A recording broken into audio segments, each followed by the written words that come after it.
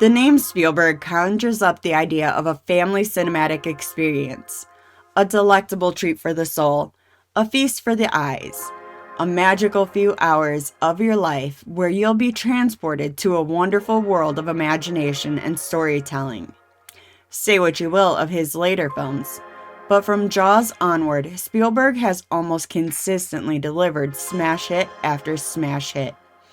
Before we begin, please like, share, and subscribe to our channel. Every new sub helps us achieve our goal and keeps us motivated to create new content. With that being said, I'm your host, Jamie, and here are 10 greatest Spielberg films. Number 1. Jaws. Steven Spielberg's monster hit Jaws, which boils down to man versus the awesome power of nature, a theme Spielberg frequently revisits, is considered the original modern blockbuster. Jaws didn't just generate massive box office receipts. It was also met with overwhelmingly positive critical reception, garnering several Oscar nominations, including Best Picture as well as editing and score. It's understandable because even 50 years later, it's still a remarkable feat of cinematic engineering. And who could forget John Williams' iconic piano chords? Jaws begins with a surprisingly grisly shark attack on the beaches of Amity that sends the sheriff of the town, Martin Brody, played by Roy Scheider, into a panic. The mayor, more concerned with tourism sales, and truly the real villain of the film, ignores the sheriff as well as shark expert Matt Hooper, played by Richard Dreyfuss. The beaches remain open and a young boy is killed by the shark. Martin, Matt, and resident curmudgeon shark hunter Quint, played by Robert Shaw, team up to take down the beach menace once and for all.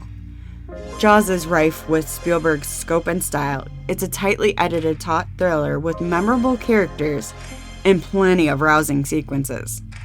If Spielberg is great at anything, it's balancing blockbuster-level thrills with themes personal to him and actors that embody relatable characters. So sail over to Peacock, Prime, Sling, and Roku and check it out for its 50th anniversary. Number 2. Jurassic Park. Jurassic Park is one of my favorite film series, and it may surprise some that the original, though still the best in the series, is not my favorite. But it is my favorite Spielberg film. Regardless, Jurassic Park is a monumental achievement in cinema history. Between James Cameron's Terminator 2 and Jurassic Park, they ushered in a new age of special effects in the 90s. And over 30 years later, the film still holds up. Audiences can thank the meticulous craft Spielberg took in storyboarding, development, advancements in animatronics, and investment in computer graphics. Jurassic Park is based on Michael Crichton's 1990 New York Times best-selling novel, which was far more grisly and blunt in its themes on failures of capitalism than the film portrayed. Steven Spielberg's adaptation is as much Crichton's as it is Spielberg's. While Crichton wrote the first draft of the film, and eventually screenwriter David Koepp was hired to streamline it, Spielberg infused his own sense of wonder about dinosaurs, as well as fashioning Hitchcockian levels of suspense into the film. Jurassic Park is a high-concept film in which dinosaurs have been cloned back to life for a theme park, headed by lead engine bioengineer John Hammond. Because of a lethal incident with crew members of the park, investors need experts to sign off on Hammond's park in order for it to open. In comes paleontologist Alan Grant, played by Sam Neill, paleobotanist Ellie Sadler, played by Laura Dern, and chaotician Ian Malcolm, played by Jeff Goldblum. They arrive at the park full of living dinosaurs and brilliantly orchestrated chaos ensues. Don't miss the adventure 65 million years in the making over on Starz, Google Play, Fandango, Philo, and Prime. Number 3. Close Encounters of the Third Kind. Close Encounters of the Third Kind was Spielberg's first film with extraterrestrials, but not his last. Even though for Close Encounters, Spielberg took inspiration from the sci-fi films of the 50s, it was an S-tier production thanks to his Spielberg's masterclass filmmaking capabilities. He was also given an appropriately robust budget for the time from the studio thanks to his thunderous success with Jaws. Even though the 50s B-grade sci-fi films that inspired Spielberg tended to be horror light that fashioned fear from otherworldly beings, Close Encounters presented space and aliens as something that should be invoking wonder and awe. The story goes that Spielberg went stargazing as a boy, and that galvanized him with such a sense of wonderment about space and beyond. He wanted to capture and convey that feeling in his films. Close Encounters certainly does that, as the protagonist, Roy, played by Richard Dreyfuss, becomes enamored with extraterrestrial life, even to the point of deterrent to his family life.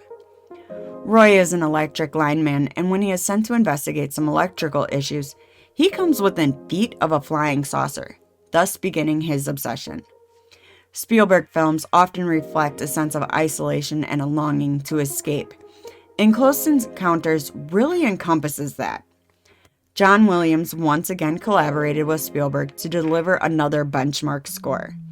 Spielberg understands the power music has to enhance a film, and that's why his go-to composer is John Williams. His scores have a distinct simplicity that communicate to audiences so viscerally. And to discover that the alien's language is music is a beautiful thing, as music can transcend language. It often feels like music even communicates to us on a higher level.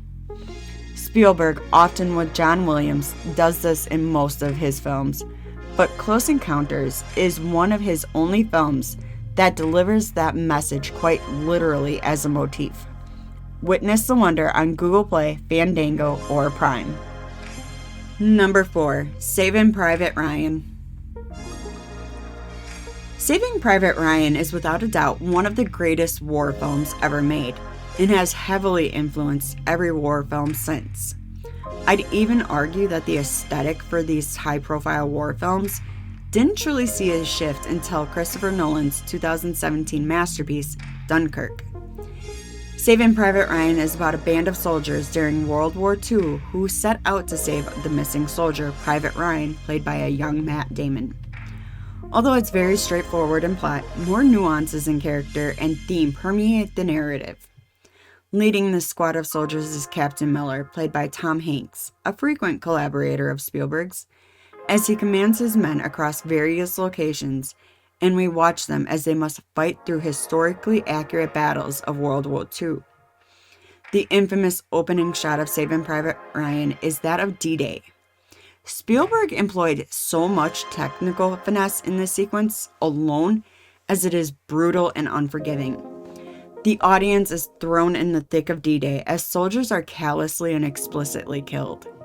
It's one of the many sequences for Saving Private Ryan that is as burned in the memory of viewers as it is for those who survived World War II. In 1998, not just the opening sequence, but Saving Private Ryan as a film opened up a significant discourse with World War II vets who had suffered in silence. The film provided a catharsis for many survivors of World War II who hadn't dealt with the trauma they had endured. Catch Saving Private Ryan, if you can, over on Google Play, Fandango, or Prime. Number 5. Raiders of the Lost Ark. The first of many Indiana Jones adventures, and originally simply entitled Raiders of the Lost Ark, was the brainchild of Steven Spielberg and Star Wars creator George Lucas. Both filmmakers were fans of the pulpy B serials of the 30s and 40s, and were looking to make an updated adventure in the same vein. Both Spielberg and Lucas had built up enough clout to make a high-quality version of this type of film. They hired Lawrence Kasdan as screen scribe, who I've always said is the unsung hero of Star Wars, as he wrote The Empire Strikes Back and Return of the Jedi, and the rest is cinema history. Spielberg once again directed a smash hit blockbuster that audiences and critics adored, that also went on to cinch a Best Picture nomination. Raiders of the Lost Ark tells the story of Indiana Jones, a college professor who is also an archaeologist or treasure hunter. Dr. Jones is seeking out the Ark of the Covenant in this particular adventure and must race against the clock before the evil Nazis get to it. Once again, Spielberg adorns the celluloid with rousing blockbuster sensibilities while delivering an engaging narrative with iconic characters. The set pieces and action sequences are thrilling and awe-inspiring even till this day. If by slim chance you haven't seen it, venture to do so immediately over on Disney+, Fubo, Sling, Google Play, Fandango, or Prime. Number 6. Warhorse. 2012's Warhorse joins Steven Spielberg's pantheon of both historical dramas and Best Picture nominees, the 5th Best Picture nominee that he directed, to be precise. The film is also adapted from Michael Morpurgo's 2002 novel as well as Nick Stafford's 2007 play.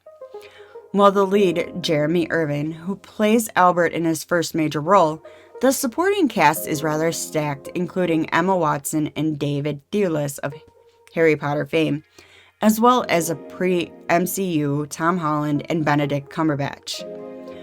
Warhorse follows Joey, a horse who is bought by the British cavalry and becomes a hero to everyone he comes across. The sad part is this equestrian war hero was young Albert's beloved horse, ultimately sold because money was tight. Warhorse not only offers a more unique perspective on war, but the bond between man and animal. All this is achieved in a visually breathtaking and sentimental way that is trademark Spielberg. You can catch it on Google Play, Fandango, or Prime.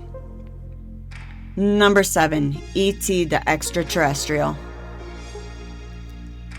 Steven Spielberg's sci-fi behemoth, E.T. the Extraterrestrial, about a lovable, fugitive alien, was his passion project, or at least one of them. The film was met with massive critical and commercial success in 1982, going on to be Spielberg's biggest film stateside, and still remains so today, having become a beloved sci-fi classic staple.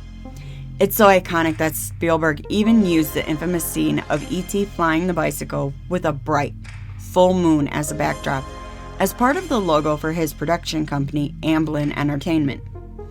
E.T. is a family sci-fi film that is deeply moving and often humorous drama about what it means to be family. It's one of the earliest films I can remember that had me feel a whole spectrum of emotions. E.T. is signature Spielberg, a technical masterclass blockbuster that, despite being personal, feels larger than life. Calling it a timeless classic that is fun for all ages is so cliche at this point, but inexorably true. You can view the magic on Google Play, Fandango, or Prime. Number 8. Lincoln. Lincoln was released in 2012 as part of the Spielberg era of film that saw him directing less mass appeal blockbusters and more serious award-baiting films, and I mean this in a good way. Lincoln is one of Spielberg's finest, showing his trials and tribulations in his personal life and humanizing the man. The film goes to great lengths to demonstrate his exceptional intelligence and his willfulness. Even though he's considered one of the greatest presidents of our country, he was not viewed that way at the time. Spielberg wanted to release it after the 2012 election as though not to sway politics, but aspects paralleled the Obama administration, as he too was trying to heal a divided nation in which half of them were just racist. Lincoln undoubtedly had Spielberg's cinematic flair and technical mastery, but Daniel Day-Lewis gave an unforgettable powerhouse performance, paced with an unshakable pensive charisma. Originally, Liam Neeson was set to play the role, and I think he would have been phenomenal, but Daniel Day-Lewis's complete embodiment of the former president not only won him an Oscar, but very well aided Lincoln into becoming another commercial hit in the Spielberg pantheon. Witness history unfold on Google Play, Fandango, or Prime. Number 9. The Color Purple. In the 80s, The Color Purple was Spielberg's attempt to branch out into something more serious. Alice Walker, author of the book The Color Purple, spoke highly of the film. Though Spielberg has received some criticism for taking on the project, he met with and got the approval of Walker herself. Looking at it 40 years later, he handled the material fairly well. This story follows the lives of two sisters born of rape in rural Georgia in the 1900s. One is considered conventionally attractive, the other not, and the narrative shows how their lives play out. The color purple film tones down the sexual assault and violence from the novel, but still gets the point across. Strong performances, gorgeous set pieces, and some breathtaking Spielbergian cinematography make up for some of the campier aspects of the film. If you can, I'd also recommend the recent musical version, which decently improved upon the film in some aspects. It was produced by Steven Spielberg and Oprah Winfrey, who also stars in the original, which is available to watch on Max, Sling, TNT, TBS, Google Play, Fandango, or Prime. Number 10, Schindler's List.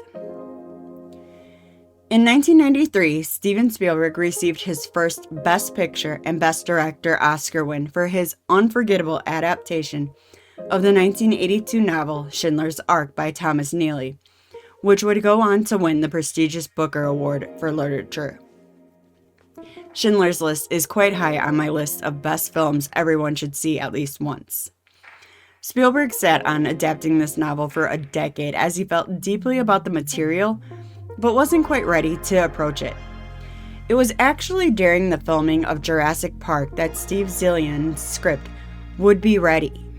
Spielberg needed to film it in the winter of Poland of 1992, or he'd have to wait another year. He started filming Schindler's List during post-production of Jurassic Park, where he'd communicate via satellite video to keep tabs on that film. Schindler's List is the story of a Nazi sympathizer, Oskar Schindler, and how he went on to save the lives of 1,100 Polish Jews. Most of the film is in black and white, sans an occasional splash of color used for symbolism. The film was also Spielberg's first time collaborating with a relative newcomer, Polish cinematographer Janusz Kaminski. He would go on to win the Academy Award for Best Cinematography for Schindler's List and become a frequent Spielberg collaborator, going on to work on such films as The Lost World, Jurassic Park 2, and Saving Private Ryan. See the Best Picture winning masterpiece on Netflix, Prime, Google Play, or Fandango. Thanks for checking out the video. Did we leave any films off the list? Let us know in the comments. If you enjoyed the video, please like, share, and subscribe to our channel. Don't forget to tap that bell icon to stay up to date with our latest releases. You can reach out to us on Twitter or X at StudiosFat, or chat with us on Discord, linked below. We're also now on Blue Sky. You can find us at studiosfat.bsky.social, which will also link below. If you're really enjoying our content and want to help support us, click that join button for exclusive content, rewards, and perks. Make sure to check out our very own merch store located at fatninja.shop. All proceeds go towards our next film project, so we'd greatly appreciate it. I've been your host, Jamie. Thanks again. See you in the next one.